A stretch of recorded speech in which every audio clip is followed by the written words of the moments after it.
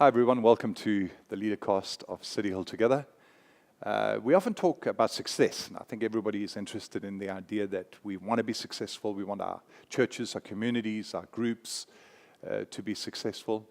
And I've given a lot of thought to that over the years.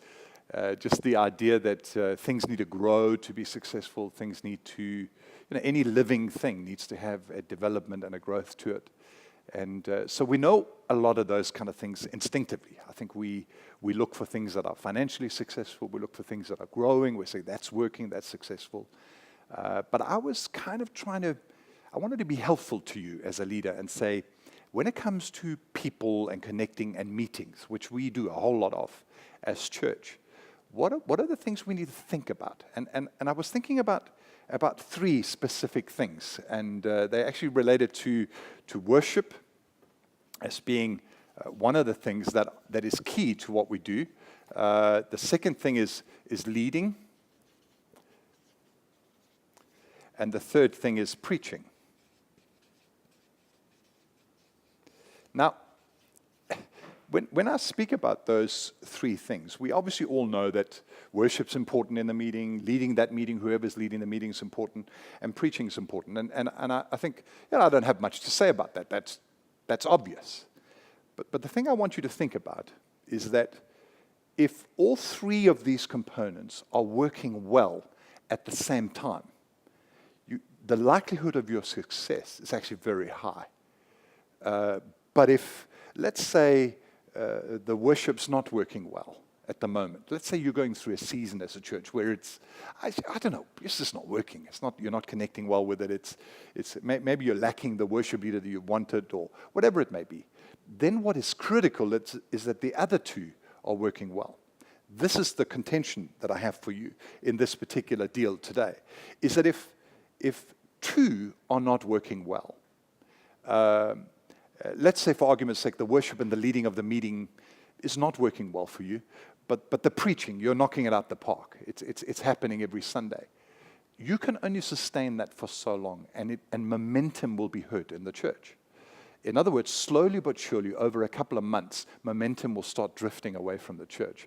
Why? Because you can't afford to lose two out of these three battles. So this is kind of my take home for you with regards to success and getting it right in the corporate context of meetings and the church specifically, is that if you're going through a struggling time in the worship, for example, then you don't want to be taking chances on the leading of the meeting.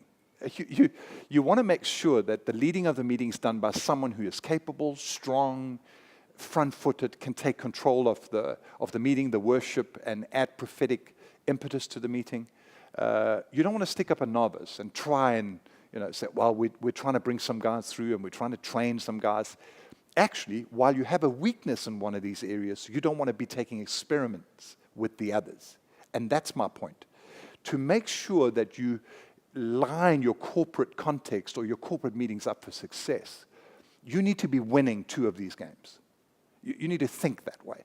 So while you're losing one, let's say you don't have many guys to lead the meetings. Well, if you're losing that and you're a great preacher and that's working well, you don't want to be losing the worship battle at the same time. You don't want to be putting up a novice who's struggling and can't sing in tune and battling with the worship.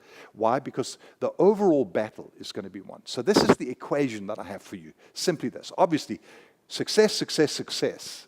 Great momentum in the church. We understand that. But the reality is, in most of our churches, is that that's not always the case. Battle. If you have a battle, then you must have success and success. Don't experiment here. If you say, well, hang on, I'm the primary preacher. I preach 60% of the time, but it's not my number one gift to preach. And I get that.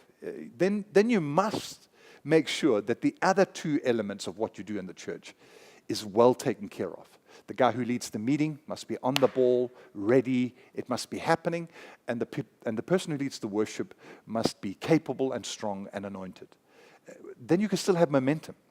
But if you lose two out of these three battles, I want to tell you right now, it's going to hurt your momentum.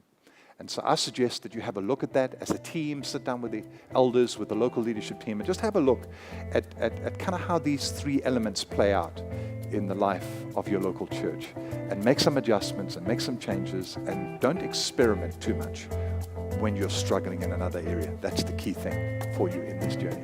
God bless you. Thanks for being part of this LeaderCast.